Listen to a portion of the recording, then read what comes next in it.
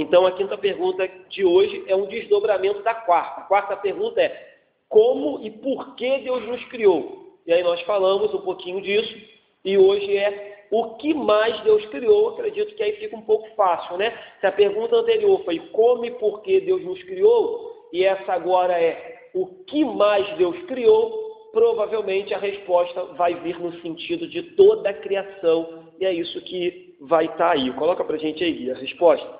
A resposta está assim: Deus criou todas as coisas por sua poderosa palavra. E toda a sua criação era muito boa. Tudo vicejava, ou seja, viver, florir, sobre seu amoroso governo. Então Deus criou todas as coisas por meio da sua poderosa palavra.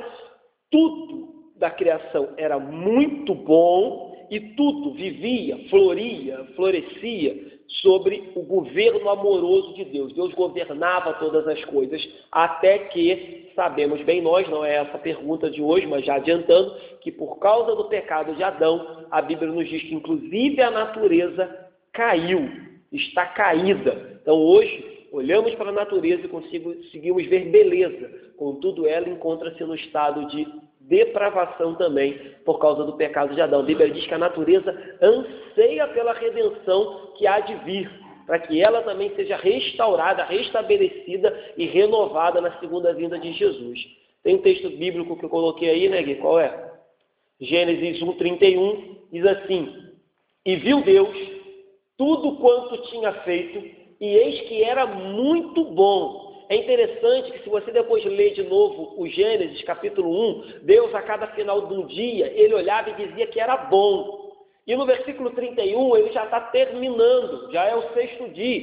Ele está terminando a criação. E quando ele termina, ele olha tudo e diz que era muito bom.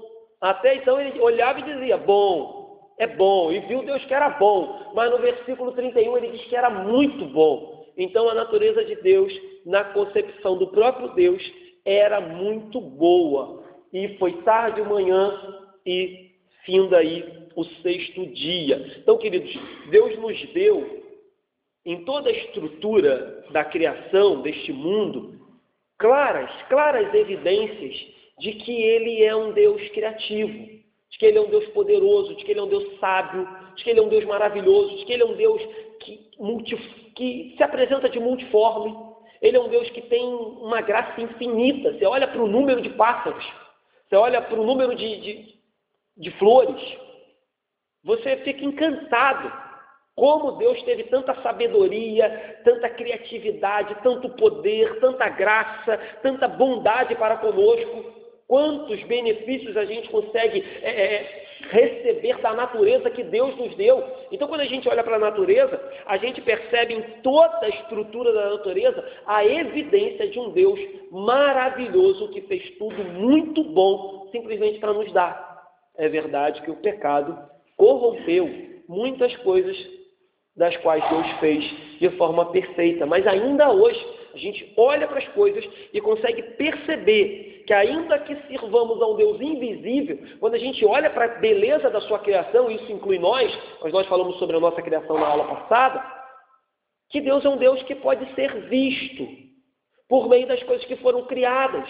A gente pode ver teu amor, a sua bondade, a sua graça, a sua leveza, a sua maravilhosa misericórdia para conosco por meio de tudo que foi criado. Tem um teólogo que diz que o mundo, ele é o palco, ou ele é o teatro de Deus. É como se Deus se revelasse, é como se Deus se apresentasse, é como se Deus fosse o ator principal, aonde o mundo é o palco dele, o mundo é o teatro, como se fosse as cortinas se abrindo, e quando a gente olha para tudo que está criado, inclusive nós, a natureza, a gente diz, Deus é maravilhoso. Essa peça é perfeita. Essa peça teatral é perfeita. Então o mundo é o palco, o mundo é o teatro da glória de Deus, aonde um Deus que é invisível pode ser ainda, claro, né, queridos, que entre aspas, visível, pode ser visto, aonde seu caráter, aonde seus atributos podem ser vistos por meio das coisas que ele fez. Então, é bom olhar para a natureza, olhar para as coisas criadas com esse olhar, um olhar de divindade, o olhar de uma coisa boa, o olhar de algo que foi feito pela mão do Criador, pela palavra do Criador, e nos foi dada para a nossa beleza, para o nosso beneplácito, para o nosso benefício, melhor dizendo, e não beneplácito, para a nossa bênção. É claro, repito, que os homens, infelizmente, destroem, maltratam, distorcem a criação e a natureza de Deus, mas a verdade é que Deus fez de forma tão bela e perfeita que a gente pode olhar para as coisas criadas e falar: Deus é maravilhoso. Nós podemos encontrar reflexos de Deus por meio da criação que Ele fez, e é para isso que Ele nos deu todas as coisas, para que a gente possa olhar para as coisas, se beneficiar dessas coisas e glorificar que temos um Deus todo-poderoso, que simplesmente não nos criou e nos jogou à revelia no nada, no mundo destruído, mas fez as coisas de forma perfeita. É claro, eu já falei isso aqui também na igreja, que o simples fato de olhar para a natureza e perceber que existe um Deus que criou a natureza não nos traz revelação suficiente para ser salvos. Já falei isso aqui. Alguém pode olhar para a natureza e falar: poxa, essa natureza é muito perfeita. Realmente, alguém criou essa natureza. Mas para que seja salvo, a pessoa precisa ouvir falar de Jesus. Então, ainda que a natureza revele Deus, a natureza não revela Deus de maneira salvífica, porque a gente precisa ouvir falar de Jesus para ser salvo. Então, a natureza é sim um ponto de contato do homem com Deus, é um ponto de revelação, de reflexos de Deus, mas não é a revelação final e salvífica, porque, repito, ninguém olha, a pessoa pode olhar para o sol, para a lua e dizer: tem que ter um Deus que criou esse negócio, porque isso é muito perfeito. O sol tem a hora certa de se pôr, a lua tem a hora certa de nascer e de se colocar também. Tem que ter um Deus. Mas ninguém olha para o sol, para a lua e diz: eu acho que esse Deus teve um filho, o nome dele é Jesus e morreu na cruz. Ninguém vai chegar a essa conclusão, a não ser que eu e você venhamos a anunciar que o Filho de Deus é o Verbo encarnado para morrer por nós. Então, queridos, o mundo foi feito para isso, para que nós possamos nos regozijar dele, nós possamos nos beneficiar dele, mas, acima de tudo, para que a glória de Deus seja vista por meio de tudo que ele criou de forma perfeita, maravilhosa, mesmo que o pecado tenha distorcido. Então, grave isso. O mundo e aí eu volto alguma coisinha que eu já falei aqui várias vezes. A Bíblia não é a nossa história, o mundo não gira em torno de nós, tudo gira em torno do Deus Todo-Poderoso. Então a Bíblia é a história da glória de um Deus que teve um filho e salvou pecadores. História da Bíblia. O mundo também não gira em torno de nós. O mundo é o palco, é o teatro da glória de um Deus que criou tudo isso, do nada. Com o poder da sua palavra, ele disse: haja, e aconteceu. Se você olhar para o Gênesis e lembrar que logo no capítulo 1 também, no versículo 1, vai dizer: no princípio criou Deus os céus e a terra. Quando ele coloca em justa posição céu e terra, o que o autor, Moisés, está querendo dizer é: Deus criou tudo. Tudo que há entre os céus dos céus e a terra. E aí, queridos, eu não vou me estender nisso, mas aí envolve anjos, tudo. Anjos, corpos celestes. Só para dar um exemplo, diz a ciência que a nossa galáxia tem 100 milhões de estrelas. 100 milhões de estrelas. Contudo, existem outros milhões de galáxias. Então, presta atenção. A nossa galáxia tem 100 milhões de estrelas. Mas existem outras milhões de galáxias que têm mais milhões de estrelas. Tem noção desse negócio? E a Bíblia diz que Deus criou com o poder da sua palavra. É um negócio até que dá tchutchu, né? Sai fumacinha da nossa mente, se a gente parar para tentar mesmo imaginar, se a gente parar mesmo para ficar aqui, igual o Fantástico Mundo de Bob, tentando montar como que é isso na nossa mente, a gente não consegue. E aí a própria Bíblia que diz que Deus fez tudo isso, diz que a terra é o estrado dos pés dele. É o estrado dos pés dele. Ele se coloca no céu e olha a terra como o estrado dos pés. Diz que para ele tem tudo na palma das suas mãos. É um negócio doido. Mas só para a gente tentar conceber a grandeza, o poder e a magnitude do nosso Deus. A gente olha assim e fala: cara, que Brasil é esse? Que país? Você pega um avião, você fala: que mundo é esse? Que não acaba. De vez em quando eu penso assim, talvez os irmãos que foram agora para o campo missionário puderam ter essa ideia também, ainda mais quando eu vou para fora do Brasil, você fica pensando assim, gente, é tanta cultura, é tanta gente diferente, é tanta coisa diferente, maneira de comer, maneira de falar, maneira de se vestir, é tanto lugar que você fica imaginando como é que o camarada chegou lá andando. Hoje tem avião, né? Como é que foi esse negócio de ir multiplicando e ir ganhando? Eu fui há uns 3 anos atrás, lá no Pastor Sebastião com a Ilana, e a gente foi num ponto de pregação que você tinha que ir com um jipe daquele Mitsubishi, segurando no alto assim, sacudindo, meia hora para dentro de terra mesmo. E quando chegava lá tinha um botequim, um colégio, 20 casinhas e isso, e esse ponto de pregação que esse pastor colocou lá. E aí eu perguntei para ele assim, como que esse povo veio chegar aqui? Porque assim, a padaria mais perto estava a 30 minutos, o mercado mais perto estava a 30 minutos, a farmácia mais perto estava a 30 minutos, o banco mais perto estava a 30 minutos, que era onde ele tinha a igreja, e lá eles chamam de sítio. Era um sítio que ficava a 30 minutos dentro do nada. Eu falei, como que esse povo veio andando e falou, vou fazer uma casa ali no meio do nada. E hoje aqui tem, sei lá, 30 casas. Então assim, se você para imaginar, para começar a se perguntar, você fica até meio doido. Você fica pensando, às vezes, quando eu estou no ônibus, ainda mais no Nilson Braga, que a gente passa assim no chão de terra, eu fico pensando assim, será que alguém já passou para falar de Jesus para esse povo? É um negócio que foge da nossa... Foge do nosso poder, foge da nossa mente, foge da nossa esfera humana.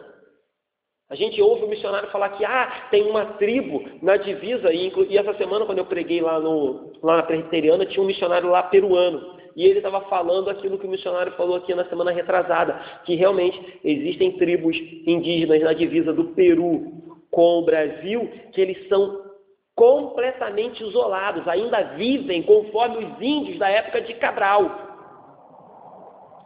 Índio que não tem contato com branco, e quando tem contato com branco quer matar, porque não sabe reagir de outra forma. E, inclusive, ele confirmou o que o missionário falou aqui, que índios de outras tribos, quando vão para lá pregar o evangelho, tem que ir contando que podem morrer. Porque, inclusive, eles matam e escravizam outros índios. Então, assim, é um negócio que você fala, gente, é inexplicável um negócio desse. E, às vezes, a gente acha que o mundo se resume ao nosso bairro, a Santo Aleixo, a Rio de Janeiro, ao nosso umbigo. Deus criou todas essas coisas, então isso tem que nos fazer mesmo ficar impressionados com a grandeza da criação de Deus e glorificar a Deus por toda essa criação. Claro, também não quero me perder muito nisso aqui, acredito que a Lara falou um pouco sobre isso aqui no domingo, sobre a questão dos animais, e acredito que domingo agora a gente vai tratar um pouquinho mais sobre isso, mas isso também traz implicações sobre o seguinte, o cristão ele tem que usar da natureza de forma consciente. Se possível, um cristão não pode poluir a natureza. Se possível, um cristão não pode matar animal por matar, sabendo que Deus nos permite matar animais para o nosso consumo e para o nosso bem. Mas o cristão tem que ter, sim, consciência com a natureza do que se desmata, do lixo que você está jogando na rua, de como você faz uso, inclusive, dos animais que chegam à tua mesa mortos, porque a criação é de Deus. Ainda que ele nos tenha dado o direito de fazer uso dela, o uso tem que ser consciente. Então isso também envolve o cristão.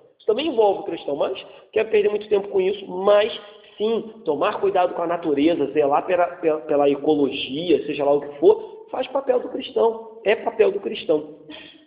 Quando a gente diz que o evangelho vem para mudar toda a nossa vida, envolve isso também. A maneira como a gente lida com os animais, a maneira como a gente lida com a natureza, a maneira como a gente lida com as coisas que Deus criou. Foi Ele que criou. Um dia Ele vai exigir contas de nós, de como nós usamos isso. Então, pense nisso. Então, o Antigo Testamento já começa dizendo, Deus criou os céus e a terra, Deus criou tudo. E quando a gente chega no Novo, o apóstolo João coloca Cristo como um dos participantes ativos da criação. Todo mundo conhece esse texto aí, João 1, capítulo 1. Diz assim, no princípio era o verbo, e o verbo era Deus. E o verbo estava com Deus. E o verbo era Deus. Ele estava no princípio com Deus. Todas as coisas foram feitas por Ele. Sem Ele, nada do que foi feito se fez. Então João coloca Cristo lá no Gênesis 1, criando tudo, sendo um dos agentes participativos e criador de todas as coisas. Cristo estava lá. então nós sabemos que devemos cuidar de todas as coisas, porque foi Ele que criou. Então isso significa que Deus é o Criador de todas as coisas, não existe nada nesse mundo que Ele não tenha criado. Claro, também não preciso perder tempo com isso, mas não preciso dizer que a teoria, o próprio nome já diz, teoria da evolução, não passa de uma teoria e não passa de uma teoria furada, que não se comprova, né? É uma teoria. E aí, repito aquilo que eu costumo dizer muito aqui, eu acho que tem que ter mais fé para crer na teoria, porque é uma teoria, porque se já tivesse sido provado não seria teoria, seria realmente já uma concepção, uma verdade. Então é uma teoria da evolução. Para mim tem que ter mais fé na teoria da evolução, quando eu digo, ainda mais quando a gente olha para a grandeza do que eu falei, para o tamanho da criação, para mim tem que ter mais fé para crer na evolução do que para crer na criação. Então, se Deus é o Criador, não preciso nem perder muito tempo repetindo isso que a gente já conversou aqui na igreja, de que Deus, no plano de Deus, não existe evolução, não existe teoria da evolução, certo? Deus criou todas as coisas e nos deu para que nós, como criaturas regeneradas, conscientes, que carregamos a sua imagem e semelhança, possamos fazer bom uso da criação e olhar para a criação e ver o poder, sabedoria e bondade do nosso Deus. Beleza, gente? Passa para mim aí, Guilherme. CM. Quem lembra aí o que é CM, gente? Eu estou falando há 3 aulas aqui. Ninguém lembra? Fala, Guilherme. É fácil, gente. Pronto, catecismo maior. Pastor Hamilton também não vai, né, Pastor Hamilton? Estudou isso no seminário, né? A gente está estudando o Catecismo Nova Cidade. Foi escrito agora, há 2 anos atrás. Mas aí eu sempre tenho colocado algumas referências de um catecismo mais antigo. Ali é o Catecismo Maior, já falei que acho que ele é de 1600, e ele diz assim, pergunta 15, que é a obra da criação? E aí ele responde, a obra da criação é aquela pela qual Deus, pela palavra do seu poder, fez do nada o mundo e tudo quanto nele há, para si no espaço de 6 dias. Então, ainda afirma a literalidade dos 6 dias. E tudo muito bom. Ou tudo era muito bom, mas essa é a literatura, porque provavelmente é um português antigo, né, de 1600. Então, queridos, pergunta 15. Tem mais uma aí, não tem, Guilherme? Passa para mim. Próximo aí, quem lembra do CB? Sem ser Pastor Hamilton estudou isso. CB eu já falei também. Ninguém lembra? CB é confissão, não é catecismo. Confissão belga. Como você sabe que é confissão e não catecismo? Catecismo é pergunta e resposta. Certo? Catecismo é pergunta e resposta. Você vê que ali não é pergunta, é um artigo. Então é uma confissão de fé. E quem fez essa confissão? Os belgas. Então é confissão belga, CB. Artigo 12, a criação do mundo, a confissão belga diz assim, cremos que o Pai, por seu verbo, que a gente já sabe que é Jesus, né? Quer dizer, por seu Filho, criou do nada o céu, a terra e todas as criaturas, quanto bem lhe aprouve. A cada criatura, ele deu sua própria natureza e forma, e sua própria função para servir ao seu Criador. Também, ele ainda hoje, isso também é muito importante, sustenta todas essas criaturas e as governa segundo sua eterna providência e por seu infinito poder, para elas servirem ao homem, são as criaturas e tudo que existe aqui para servir ao homem, a fim de que o homem sirva ao seu Deus.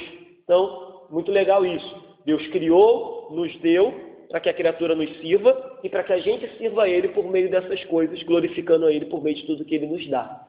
Beleza, próxima pergunta aí do nosso Catecismo Nova Cidade. 6ª pergunta.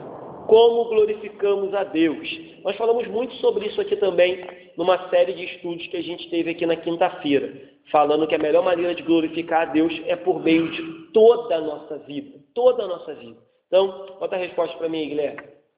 A resposta diz assim, glorificamos a Deus quando nos alegramos nele, amando-o, confiando nele e obedecendo à sua vontade, aos seus mandamentos e à sua lei. Então nós glorificamos a Deus quando estamos satisfeitos, alegre aqui poderia entrar satisfeitos nele, alegres nele, amando ao Deus que nos criou e nos salvou, confiando em tudo aquilo que ele disse, falou e nos deixou escrito, e a não só confiando, mas também obedecendo tudo aquilo que ele deixou por meio de mandamentos e de lei. Então, essa é a resposta. Tem um texto aí, né? Bota pra gente aí.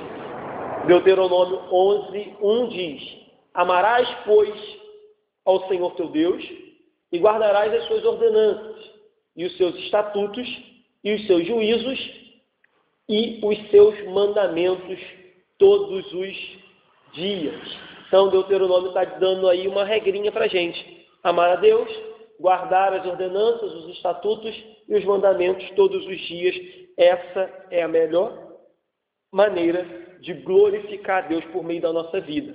Como eu disse, nós ficamos aqui quase 2 meses falando como glorificar a Deus por meio do seu casamento, como glorificar a Deus por meio do seu corpo, como glorificar a Deus por meio do seu dinheiro, como glorificar a Deus por meio do seu trabalho. Nós passamos aqui 2 meses falando sobre isso. Então, é claro que é um catecismo, então ele é bem resumido, mas no fundo, a maneira de glorificar a Deus é viver em todas as esferas da nossa vida para a glória de Deus. E aí eu lembro que quando a gente estudava aqui, nós falávamos isso. Tudo recebemos de Deus. Logo, tudo depositamos também aos pés dele e dissemos: Senhor, nos ajuda a administrar. Somos mordomos do Senhor. A saúde me foi dada, o emprego me foi dado, a família me foi dada, a salvação me foi dada, o ministério me foi dado. Então, se tudo me foi dado, eu tenho consciência de que eu não consegui nada por meu próprio esforço, eu devolvo a Deus e digo: me ensina a governar, me ensina a lidar com essas coisas, me ensina a gerenciar essas coisas. E aí a gente dizia que também, nesses meses, que a verdadeira liberdade do homem, o homem busca por liberdade, é somente quando ele consegue entender que a vida dele tem que ser para glorificar a Deus. Aí ele encontra liberdade, encontra alegria, encontra graça, encontra tranquilidade, encontra descanso, encontra consolo, porque ele está vivendo de forma a glorificar a Deus. E aí, né, irmãos, também não poderíamos ser aqui superficiais, e eu nem precisaria falar, porque eu acho que a igreja está acostumada já com isso.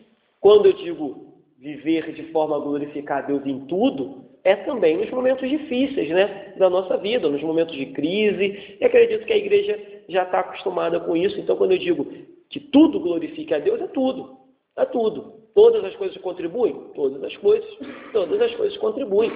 Deus sabe o que faz. Então, glorificar a Deus é todos os momentos. Acredito que a nossa irmã Sueli, hoje eu estava pensando nisso, ela vai ter oportunidade de falar aqui alguma vez quando tiver 100% já. Mas eu me recordo que todas as vezes que eu fui lá no hospital, e aqui os irmãos tiveram oportunidade de ir também, a Sueli, eu não vi, pode ser realmente. E se ela fez também, queridos, ela é ser humana, né? A Sueli não é um robô, nem é um anjo glorificado.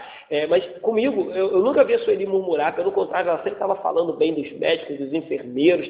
Teve um dia lá que ela reclamou de um médico lá meio barbeiro que não estava conseguindo achar a veia dela. Mas na grande maioria ela dizia: olha, pastor, eu estava com problema esses dias aqui de dor na coluna, uma mulher que eu nunca vi da vida, depois descobri que era crente, arrumou um colchão para mim ortopédico e trocou, e que não sei o quê. Então, assim, sempre glorificando a Deus, numa situação muito complicada, numa situação muito difícil, numa situação de incerteza, onde cada hora os médicos falavam uma coisa para ela e para a família. Então, é muito legal ver que, ainda sentindo dor, ainda no momento de dificuldade, os nossos irmãos têm entendido que glorificar a Deus não é só quando tudo vai bem, mas também quando tudo vai mal. Que servir ao Senhor não é só quando tudo está bem, mas quando as coisas estão mal, a gente continua servindo ao Senhor.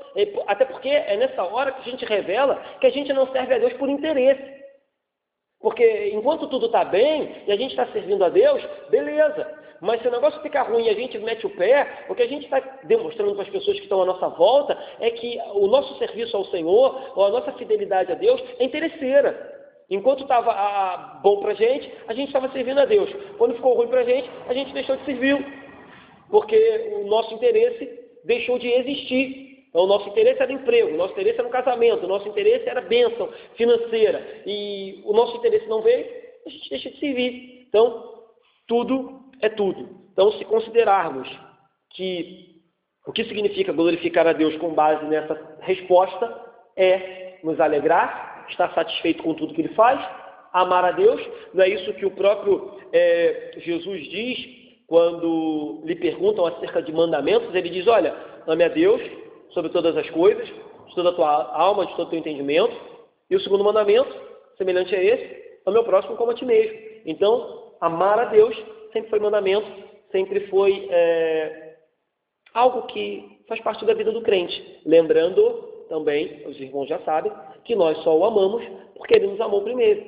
Falei disso aqui na sexta-feira, o Sandro comentando sobre o texto de Romanos, a gente falando sobre o amor que vem dele, que é derramado por ele nos nossos corações. Porque senão não fosse nem amor, nós conseguiríamos. Então, amando, confiando, e aí confiando, já falei um pouco acerca do que ele está fazendo é bom. A Bíblia diz que Deus tem um caminho para as nossas vidas. O próprio Jesus diz que ele é o caminho, né? Então nós poderíamos dizer que Jesus é o caminho que Deus tem para as nossas vidas. Então, se Deus tem um caminho para a minha vida, e a Bíblia diz que a vontade dele é boa, perfeita e agradável, se a Bíblia diz que eu devo confiar no meu Deus, queridos, eu devo seguir nesse caminho.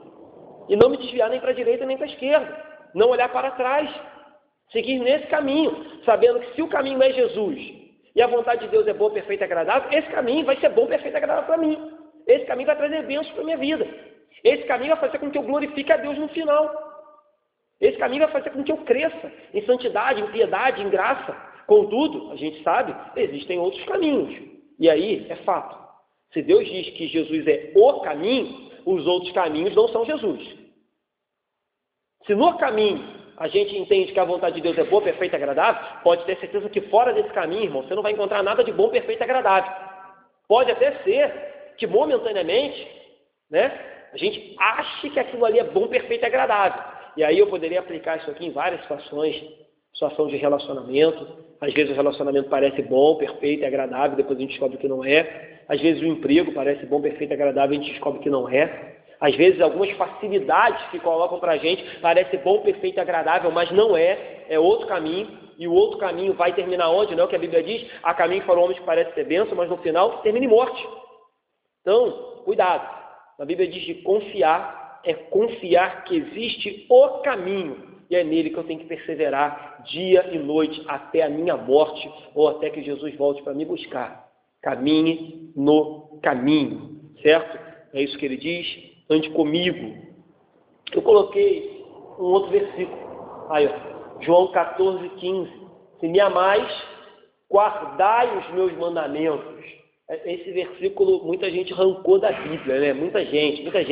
Eu vejo gente vivendo em adultério, achando que, Jesus conhece o meu coração. Eu vejo gente vivendo em os mais diversos pecados, vivendo uma vida promíscua, falando palavrão, vivendo em embriaguez, vivendo com droga, envolvido em drogas, e dizendo, Jesus conhece o meu coração. E esquece que Jesus diz, se vocês me amam, guardai os meus mandamentos. Então, para não ser muito duro, é no mínimo incoerente. O camarada dizendo, não, Jesus conhece meu coração, sabe que eu amo ele, e está vivendo uma vida completamente diferente. Ou você nunca amou, ou em alguma parte do caminho você deixou de amar. Porque as duas coisas não dá. Não dá para dizer que o ama e desobedecer todos os seus mandamentos. Não dá. Então, é complicado. Tem outro texto que eu coloquei, não tem? João 14 também, 21 diz, aquele que tem os meus mandamentos e os guarda, tem até uma música que a gente canta assim, né?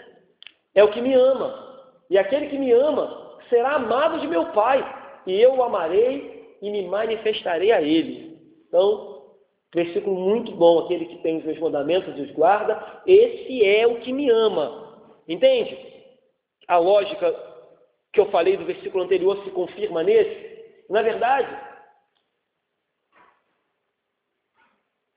quando ele diz assim, aquele que me ama tem os meus mandamentos e os guarda. Esse é o que me ama. É como se ele dissesse, aquele que não tem os meus mandamentos e não guarda, esse não me ama. A lógica é fácil. Se o que ama é o que tem e o que guarda, o que não tem e o que não guarda, não ama. E aí você pode ir pela lógica regressa. E aquele que me ama será amado de meu Pai. Então aquele que não me ama, duro, né? Não é amado. Não é amado por meu Pai. Ainda que a gente entenda, e aí deixa eu explicar, que Deus tem um amor universal pela sua criação, foi Ele que criou. Mas Deus também é um Deus justo.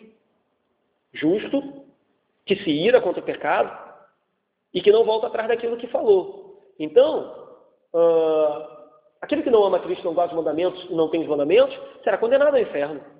Ainda que Deus ame a sua criatura de forma plena. Ainda que Deus olhe para a sua criatura e diga, tudo que eu fiz é muito bom. Eu amo aquilo que eu criei. Tanto amo que enviei meu filho. Mas como a gente falou aqui, na aula de segunda-feira, na aula do curso de teologia, alguns dizem assim, pastor, Deus pode fazer uma pedra maior que ele possa carregar? Porque assim, Deus pode tudo, não pode? Então Deus pode fazer uma pedra tão grande, tão grande, tão grande que ele não consiga carregar? Não, porque um atributo de Deus não pode ferir outro.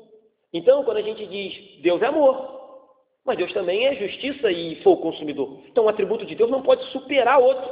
Então, é por isso que, quando a gente faz a lógica ao contrário ali, é como se Jesus dissesse, aquele que não me ama, não será amado de meu Pai. Não será. E será condenado eternamente. Certo? Então, esse texto é um texto muito duro, que mostra que o amor... Volta lá na resposta para mim, Guilherme. O amor, a confiança, a obediência, a alegria, a satisfação em Deus tem que ser algo que tem que acompanhar a nossa vida. Não por medo de ir para o inferno, não por interesse de ganhar alguma coisa, mas simplesmente porque Ele nos amou primeiro. Nós falávamos sobre isso, repito, sexta-feira, que o texto diz, mas Deus prova o seu amor, Deus prova o seu amor, Romanos 4. 4 ou 5 são? 5, né? Romanos 5. Mas Deus prova o seu amor para conosco, sendo nós ainda pecadores, quando Ele enviou Jesus para morrer por nós. Então, é constrangedor saber que Deus provou o amor dele de forma tão poderosa, mandando Jesus ir à cruz. Então, hoje, se alegrar nele, amar ele, confiar nele, obedecer ele, é reflexo de alguém que entende que foi tão amado, tão amado, tão amado, que alguém morreu na cruz por você. Alguém deu a vida por você.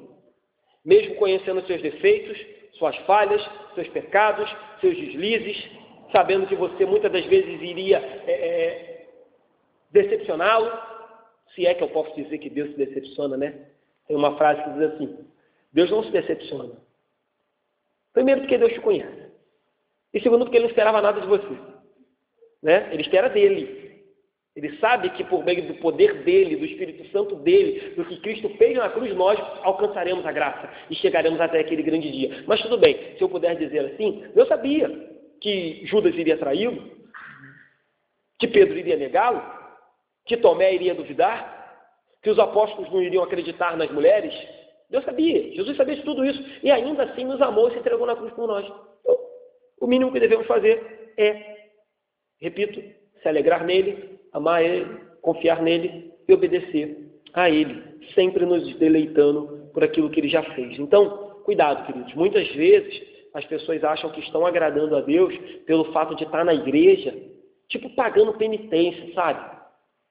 Eu sei que às vezes a gente está meio preguiçoso, às vezes a gente está meio com vontade de ficar em casa, ainda mais aqui que faz um friozinho, e aí às vezes a gente vem até contra a vontade, meio assim, eu vou. Só que o que eu estou querendo dizer, apesar de devermos fazer isso, é que você não pode viver uma vida inteira servindo a Deus contra a vontade, sabe? Simplesmente para dizer assim, não, eu estou sacrificando, eu estou pagando penitência, eu estou fazendo um sacrifício, porque se eu fizer, Deus vai fazer para comigo. Não dá. Repito, é claro que quando você estiver meio sem vontade, você se obrigar a vir, não vejo isso como um erro, não. Mas viver uma vida sem alegria, sem obediência, sem amor, sem confiar em Deus a ponto de fazer tudo como se fosse uma penitência, como se fosse um sacrifício. Não, estou me sacrificando. Deus está vendo que eu estou aqui me sacrificando. Deixei de beber, Deus está vendo o sacrifício que eu estou fazendo. Se não for por amor, por obediência, se não for de forma alegre, se não for de forma plena, não adianta. Interessa. Vira religiosidade, vira barganha, vira troca. Não interessa. Então, queridos, quero fechar dizendo que devemos andar com Ele, confiar nele, estar satisfeito nele e amá-lo em tudo, crendo que Ele nos guiará pelo caminho que é Cristo Jesus, e nesse caminho sempre será bom, perfeito e agradável. Ainda que por alguns momentos nós não não entendamos muito a vontade de Deus e nem porque Ele está nos levando por aquele caminho. Mas Ele começou a obra, Ele vai terminar. Se Ele pegou pela nossa mão e começou a caminhar, vamos até o final, porque Ele sabe o que faz. Amém? Terminar aí?